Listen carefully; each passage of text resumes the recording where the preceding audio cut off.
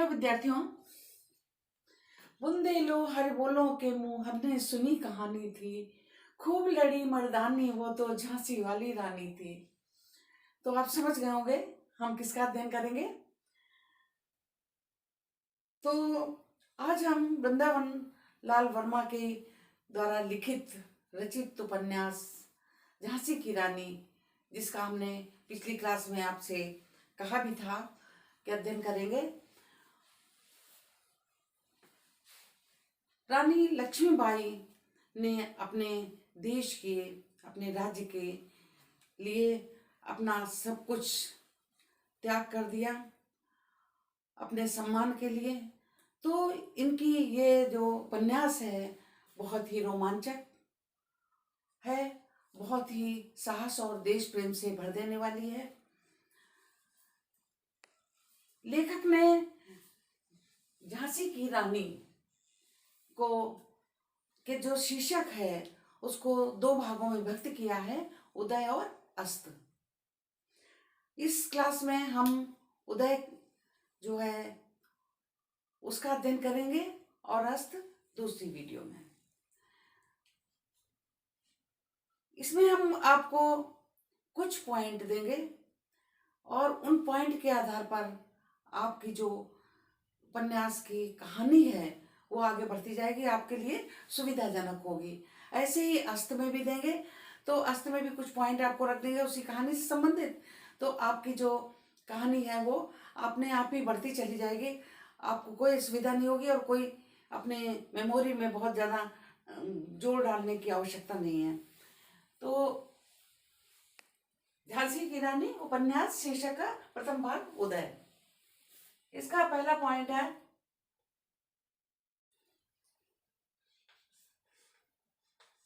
मनु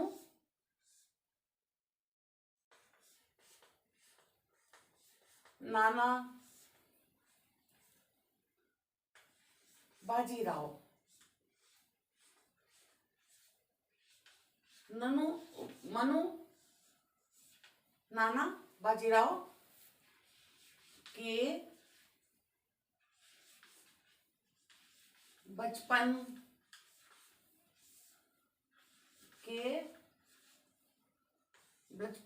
के दृश्य।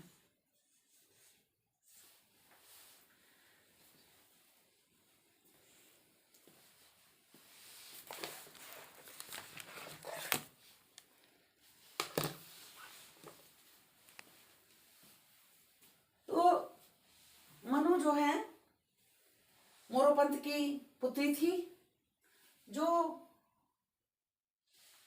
बाजीराव पेशवा थे द्वितीय, उनके यहाँ नौकरी करते थे। और नाना बाजीराव ये दोनों मित्र हैं। ये तीनों बचपन के मित्र थे। अगला पॉइंट है, इसकी कहानी हम बाद में शुरू करते हैं, पॉइंट लिख लेते हैं पहले। तो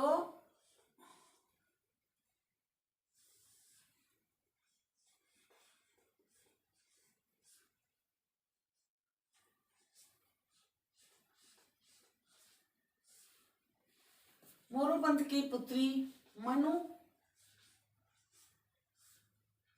का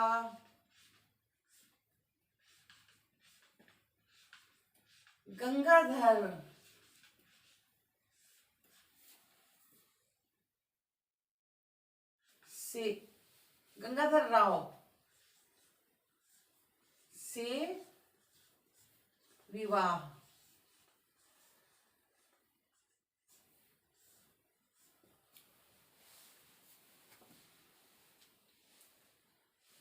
पुत्र जन्म और मृत्यु।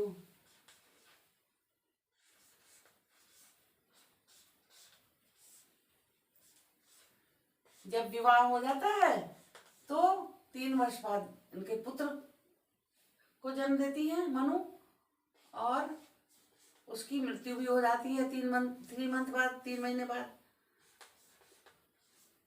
मृत्यु।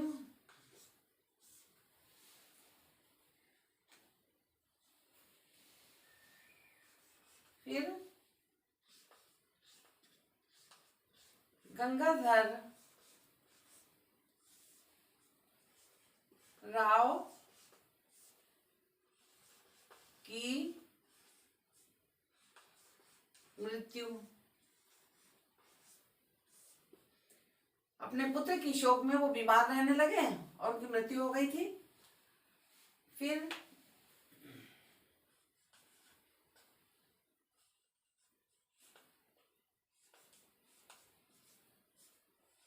अंग्रेजों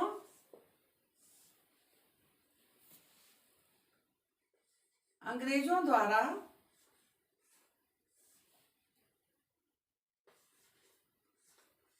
दत्तक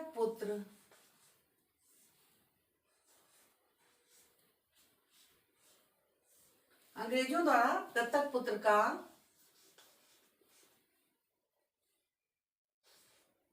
अमान्यता। क्योंकि जब पुत्र को गोद लिया उसके पश्चात राजा की मृत्यु हो गई थी और मृत्यु के बाद में उनको गद्दी पर बैठाने की बात आई दत्तक पुत्र को, और रानी राज्य की देखभाल करनी थी। किंतु उन्होंने, जो अंग्रेज थे, उन्होंने इसको माना नहीं।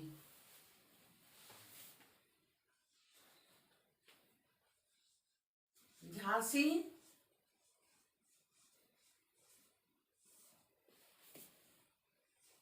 पर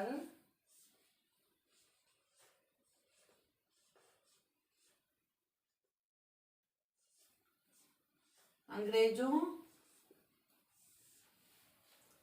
का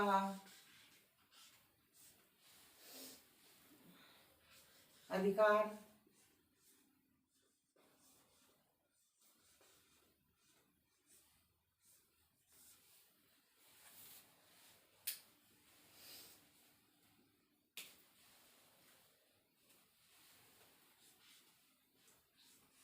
राजा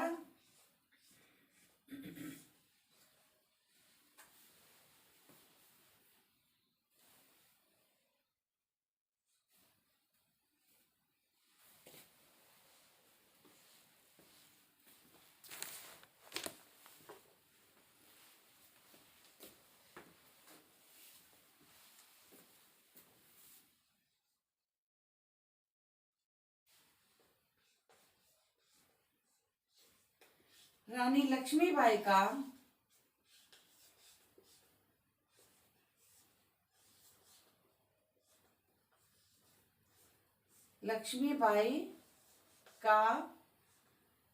की रानी लक्ष्मीबाई की लोकप्रियता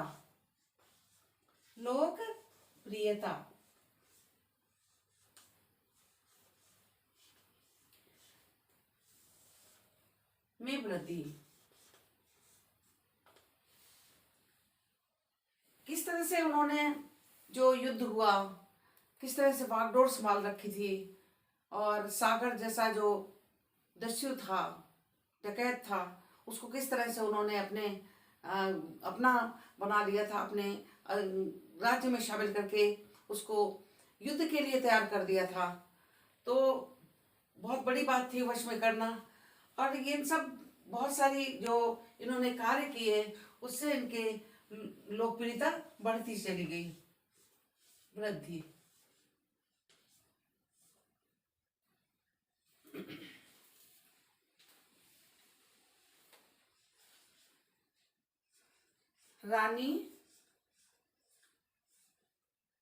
रानी द्वारा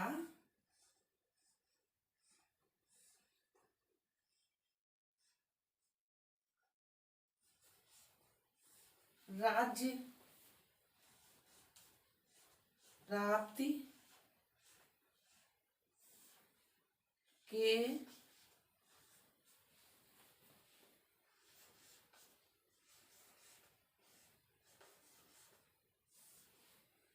प्रयत्न का वर्णन।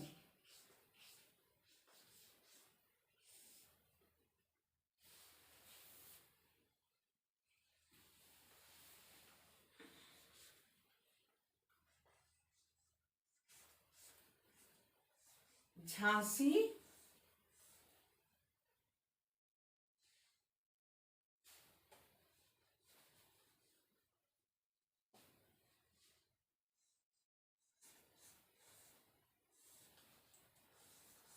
झांसी की छावनी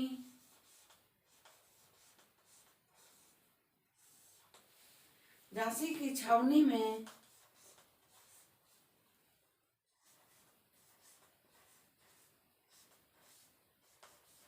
सैनिक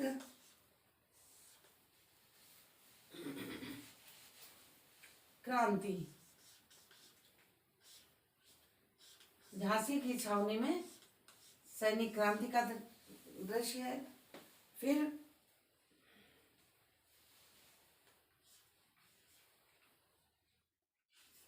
पुनः झांसी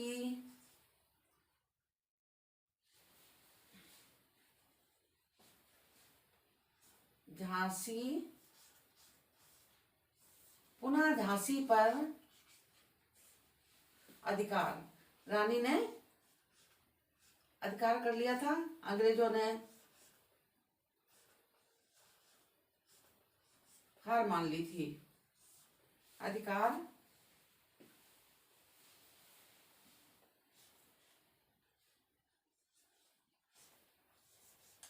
डाकू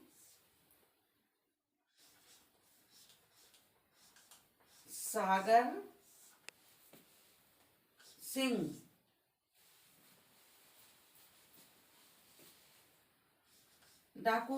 सिंह की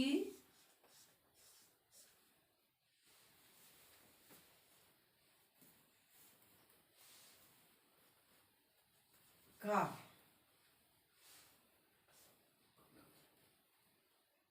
को कब्जे में करना।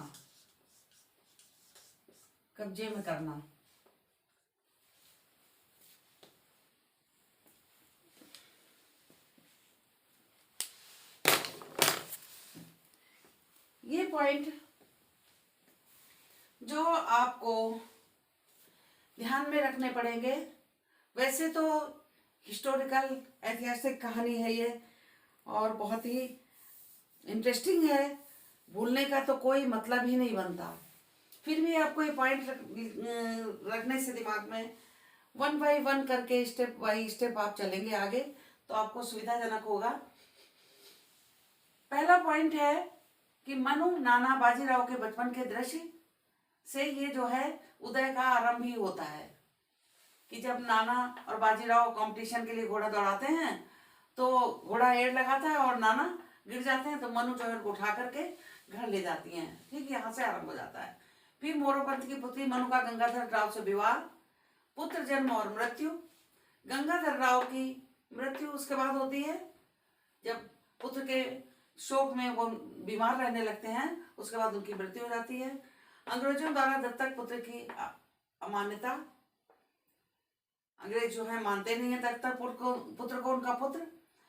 झांसी पर अंग्रेजों का अधिकार कर लेते हैं। रानी लक्ष्मीबाई की लोकप्रियता में वृद्धि होती है जब वो अनेक प्रकार से लड़ाई करती हैं, विरोध करती हैं अंग्रेजों का अपने देश की रक्षा के लिए, तो उन्हें लोकप्रियता जनता में जो है प्रजा में उनकी बहुत ही यश होता है। रानी द्वारा राज्य प्राप्ति के प्रयत्न का वर्णन, झांसी की छावनी से सैनिक क्रांति, पुनः झांसी पर अधिकार, डाकू सागर सिंह को कब्जे में करना, ये आपके पॉइंट हो गए। ऐसे ही उदय में है ये पॉइंट, ऐसे ही अस्त जो इनका द्वितीय भाग है, शीर्षक 2 भागों में शीर्षक विभक्त है, तो उदय का ये हो गया और अस्त के भी ऐसे ही हमने पॉइंट बना रखे हैं, वो हम आपको देंगे पर अगली क्लास में। इसमें हम आपको इन्हीं के बारे में बताएंगे पहले, उसके बाद में हम दूसरे क्लास में अस्त के विषय में बताएंगे। तो चलिए हम आरंभ करते हैं आगे इसका पॉइंट के आधार पर अध्ययन।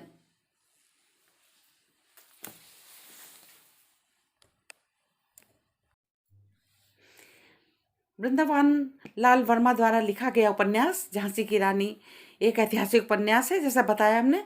और झांसी की रानी उपन्यास जीवन चरित्रात्मक उपन्यास है वर्मा जी ने इस उपन्यास में उन सबका वर्णन किया जो ऐतिहासिक दृष्टि से इसके पात्र हैं। रानी लक्ष्मीबाई के प्रारंभिक जीवन से लेकर के राज्यारोहण, स्वतंत्रता संग्राम और फिर मृत्यु तक को दिखाने के लिए इस उपन्यास को 2 भागों में विभाजित किया। इसके शीर्षक को 2 भागों में विभाजित किया, पहला उदय भाग और दूसरा अस्त। तो इस वीडियो में हम लोग उदय भाग इस क्लास में पढ़ेंगे, उसका अध्ययन करेंगे, और अगले में फिर हम लोग दूसरे भाग का करेंगे। इस भाग में लेखक ने रानी के बारे में, जो रानी अंग्रेजों की तरफ से झांसी का प्रबंध करते हुए विवश होकर लड़ी, रानी का शौर्य व्यवस्था की परिस्थिति में उत्पन्न हुआ, इसको झूठा साबित करना चाहते हैं और वह दिखाना चाहते हैं कि वो विवशता से नहीं, उनके अंदर वीरता का भाव था, देश प्रेम का भाव था, अपने आत्मसम्मान का भाव था, और उसमें पूर्ण रूप से वो सफल भी हुए हैं। वो प्रथम जो शीर्षक का उदय भाग है उसका आरंभ होता है मनु के एक वीरतापूर्ण दृश्य से। इसमें सर्वप्रथम बालिका मनु नाना साहब बाजीराव के पुत्र थे और मंझला बालक राव साहब, इन तीनों के दृश्य से आरंभ हुआ है। और बालिका मनु जो हैं वो बचपन का नाम उनका था मणिका। मोरोपंत की पुत्री थी और मोरोपंत इनको प्यार से छबीली कहकर पुकारा करते थे। और नाना साहब जो हैं वो बाजीराव पेशवा के पुत्र, बाजीराव द्वितीय के पुत्र थे, बाजीराव पेशवा द्वितीय के पुत्र थे। और तीसरा बालक इसमें है राव साहब।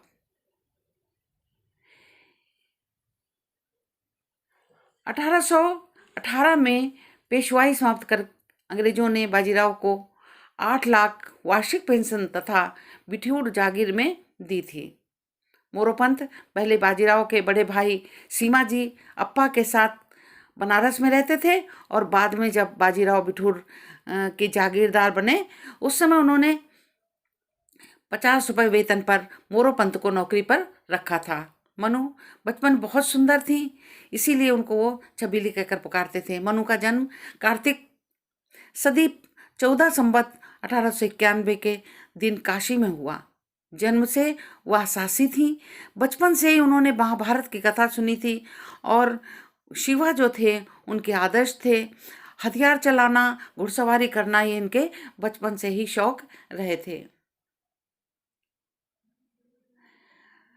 उदय का आरंभ, जो शीर्षक का प्रथम भाग है उदय, उसका आरंभ घुड़सवारी की प्रतियोगिता 2 बालक नाना साहब राव साहब आपस में कर रहे थे।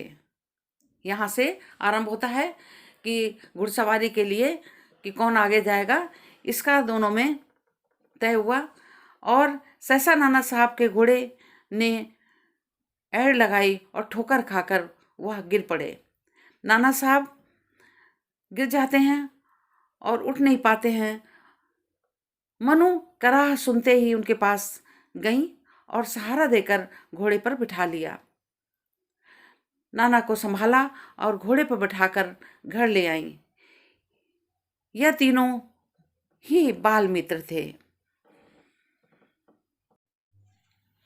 मनु बचपन से ही हथियार चलाने में, घुड़सवारी करने में दक्ष थी। वो बहुत सुंदर थी। तभी उन्हें मोरोपंत जो उनके पिताजी थे वो छबीली कहकर पुकारते थे। एक बार तात्या दीक्षित मोरोपंत से मिलने आए।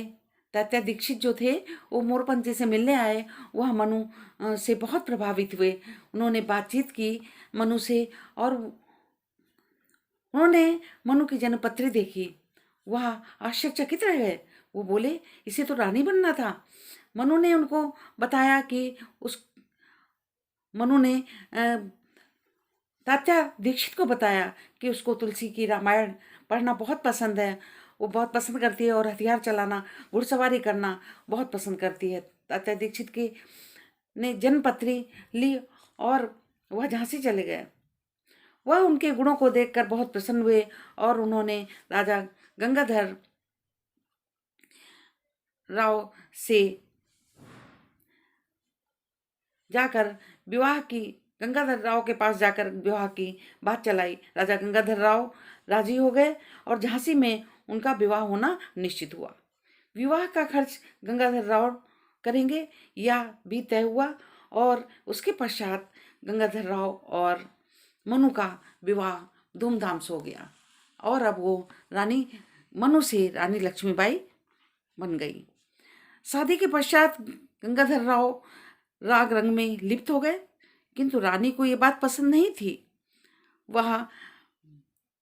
उन्होंने अपने व्यंग वचनों से राजा को अपने कर्तव्य का पालन करने के लिए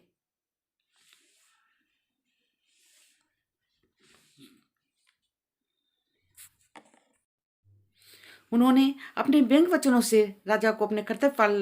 के लिए विवश कर दिया।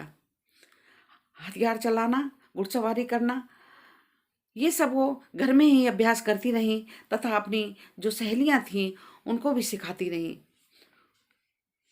गंगाधर राव को शासन का अधिकार मिल गया था। इसके लिए अंग्रेजों ने एक शर्त रखी थी कि अंग्रेज सेना के खर्चे के लिए वो कुछ व्यय भार उन्हें देना पड़ेगा।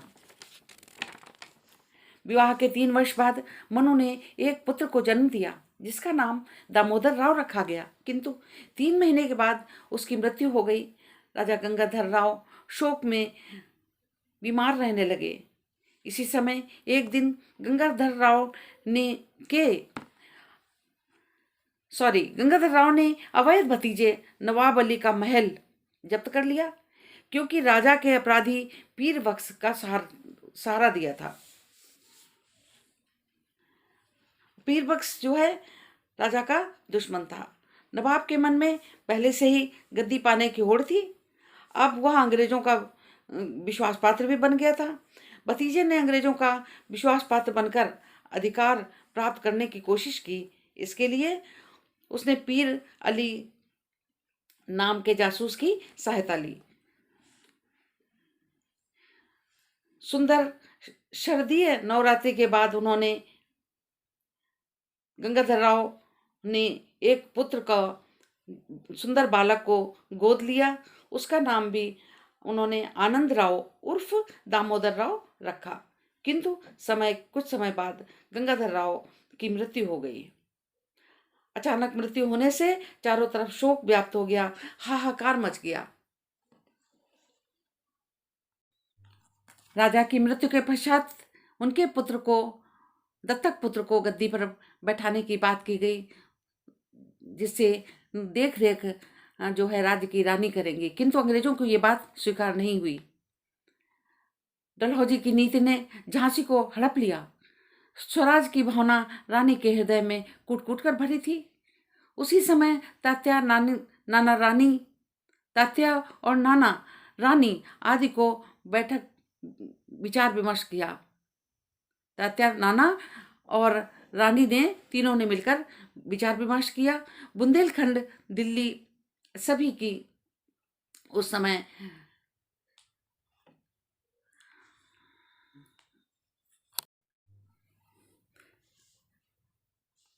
इस समय बुंदेलखंड, दिल्ली सभी जगह हालत खराब थी और इसी समय नवाब अली ने गद्दारी की और एलिस से कहा कि झांसी में अंग्रेज राज्य कर दिया जाए। रानी ने एलिस की बैठक में कहा कि वो अपनी झांसी नहीं देंगी। डलहौजी नहीं माना। अंग्रेजों के इस निर्णय से प्रजा में भारी असंतोष फैल गया।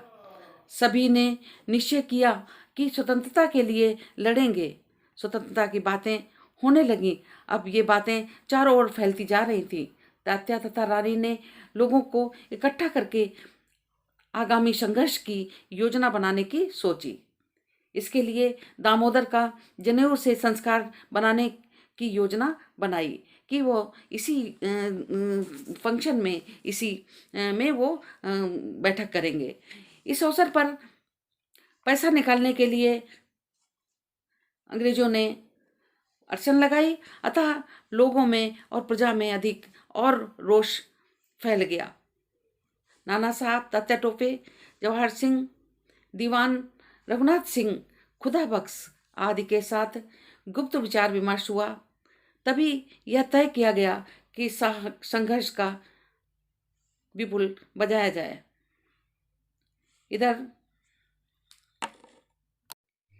इधर जूही जासूसी का कार्य करती थी। उसको एक दिन डलहौजी ने गाना सुना और नृत्य देखा, उसके बाद भगा दिया। इधर मोतीबाई जो उनकी दासी थी, एक दिन गुप्त रूप से चिट्ठी लाई जिसमें अंग्रेजों के विरुद्ध युद्ध छेड़ने की बात थी। ऐसी चिट्ठी धीरे धीरे सभी छावनी में पहुंच गई। तात्या के साथ रानी ने तय किया कि संग्राम 21 जनवरी रविवार को 11 बजे तय हुई। संग्राम करने का जो तिथि है वो 21 जनवरी रविवार 11 बजे को तय हुई। उसके पहले आत्मनियंत्रण होना चाहिए, सब लोग शांति से रहें और कोई तहलका ना मचाए। रानी मोतीबाई, सुंदर मुंदर सभी को सैन्य प्रशिक्षण दिया जाने लगा। हथियार बनाए गए, युद्ध सामग्री एकत्रित करी जाने लगी, युद्ध की तैयारी तेजी से चलने लगी। और जो दत्तक पुत्र था दामोदर, उसका पालन पोषण भी यथावत ढंग से होने लगा। रानी को सभी आंतरिक सूचनाएं मिलती रहती थी। डनलप को सूचना मिली कि पूजन झांसी में भी उपद्रव शुरू हो गया है। 4 जून को झांसी में भी उपद्रव शुरू हो गया है। अंग्रेजों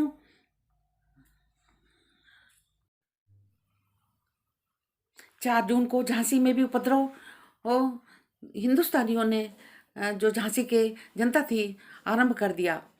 अंग्रेज घबरा गए और रानी से अपने बच्चों को सुरक्षित रखने के लिए निवेदन किया। रानी ने बोला कि मुझे बच्चों से कोई द्वेष नहीं है और उन्होंने उसको शरण दी। इसके पश्चात किले में राशन समाप्त हो गया था, तो रानी ने रोटियां बनाकर उनके पास भिजवाई जिससे वह शांत रहें और वह अपने युद्ध की जो तैयारी है वो ढंग से कर पाएं। अंग्रेजों ने आत्मसमर्पण भी कर दिया, किंतु उपद्रवों का महल की ओर बढ़े और रानी ने प्रतिनिधियों को बैठक बुलाई। उपद्रवों का जो गुट था वो महल की ओर बढ़ा। रानी ने उन्हें रोक दिया, प्रतिनिधियों की बैठक बुलाई। गुलाम गौब खां प्रमुख गोपची नियुक्त दीवान जवाहर सिंह को सेनापति बनाया गया। इस प्रकार से विभिन्न पदों पर अपने योद्धाओं को उन्होंने तैनात कर दिया।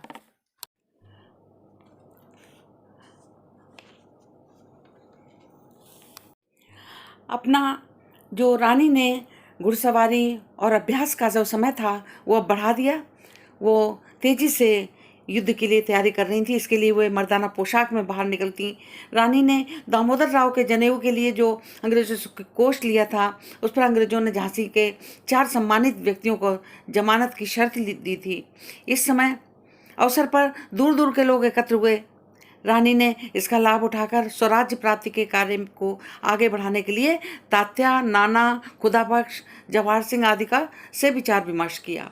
एक दिन तात्या ने आकर रानी को बताया कि समूचे भारत में एक साथ क्रांति की तिथि 31 मई रविवार निश्चित हुई है, आप स्वीकृत दे दें। रानी लक्ष्मीबाई ने स्वीकृत दे दी। दुर्भाग्यवश स्कीन, गार्डन, डनलप इत्यादि अंग्रेजों को क्रांति के बारे में पता चल गया। उन्होंने षड्यंत्र द्वारा भारतीयों को की धार्मिक जो भावनाएं थीं वो भड़काई और इतनी भड़काई कि वो जो विद्रोह का उनका भाव था वो दमन हो गया, समाप्त हो गया। सब जगह क्रांति एक साथ तो हुई नहीं, अलग अलग तिथियों में हो रही थी और इसी बीच में अंग्रेजों को समय मिल जाता था जो हिंदू थे उनकी भावनाओं को भड़काने का। इधर अंग्रेजों का नाश झांसी में विद्रोह के कारण हुआ अंग्रेजों का नाश झांसी में भी विद्रोह के कारण हुआ। रानी लक्ष्मीबाई ने झांसी के किले पर अधिकार कर लिया। किले पर भगवा झंडा भी लहरा दिया। पदाधिकारी नियुक्त कर दिए गए। जासूसी विभाग में मोतीबाई के हाथ में आया, उसकी नायाब नहीं जूही। तभी झांसी की गद्दी का दावेदार नया सदाशिव राव बनकर आया, पर रानी लक्ष्मीबाई ने उसे पकड़कर झांसी में कैद कर लिया। इसी समय बरवा सागर में डाकू सागर सिंह का आतंक बढ़ा। खुदा बख्श को रानी ने उसके दमन के लिए भेज दिया, समाप्त करने के लिए, मारने के लिए। सागर सिंह द्वारा खुदा बख्श को घायल कर दिया गया। इस पर स्वयं रानी लक्ष्मीबाई सागर सिंह के पास पहुंची, सागर सिंह को वश में किया और सदा के लिए अपना भक्त बना दिया। वो भी बहुत प्रसन्न हुआ जब उन्होंने अपनी सेना में उसको शामिल करने की बात कही। रानी लक्ष्मीबाई की सेना में सागर सिंह का पूरा गिरोह शामिल हो गया। झांसी पर चढ़ाई करने के लिए अब जो ये सब जो कार्य किया झांसी की रानी लक्ष्मीबाई ने, इससे उनका जो पराक्रमी रूप था उसका यशोगान होने लगा और एक नया रूप का उदय हुआ। इसीलिए इस जो आधे शीर्षक का नाम रखा गया उदय, और आधा जो आएगा उसको अस्त करके रखा गया है, 2 भागों में बांटा गया है। तो झांसी पर चढ़ाई करने के लिए टीकमगढ़ के नत्थे खां सेना के साथ आया। नत्थे खां ने 20 सहस्त्र सेना के साथ शहर के चारों तरफ से घेर डाला। नत्थे खां से रानी ने बड़े धैर्य के साथ युद्ध किया। नत्थे खां टिक न पाया और भाग गया। कानपुर में जनरल विडम को तात्या ने हराया। बाद में कानपुर पर अंग्रेजों ने कब्जा किया। कालपी में उठ आकर अंग्रेजों में तात्या युद्ध करने लगा। कालपी में आकर अंग्रेजों से तात्या युद्ध करने लगा। जनरल रोज राहतगढ़ कानपुर के राजा मर्दन सिंह, शाहगढ़ के राजा बखत बली आदि को जीतता हुआ झांसी की ओर चला। इस तरह युद्ध के बादल झांसी पर मंडराने लगे थे। अब इसके बाद में हम लोग दूसरा शीर्षक का दूसरा भाग जो अस्त है उसको पढ़ेंगे।